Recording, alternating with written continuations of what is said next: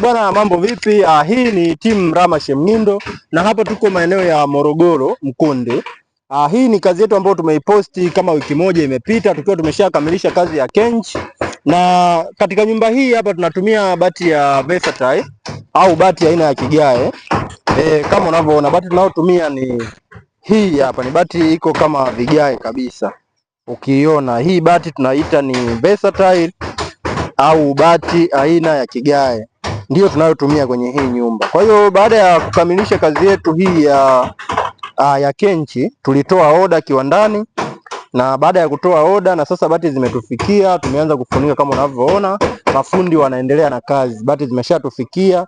Bati hizi hapa za aina ya kigae, bati ya Versatile, huwa tunapima kwa mita. Unaweza kuona bati mdau wangu ambao nimelikanyaga hapa. Hili ni bati la mita 5.5. Kuna bati ya mita 5.5, lakini hapa kuna bati ya mita 4.5, na hapa kuna bati ya mita 4 kamili, na pale kuna bati ya mita 6.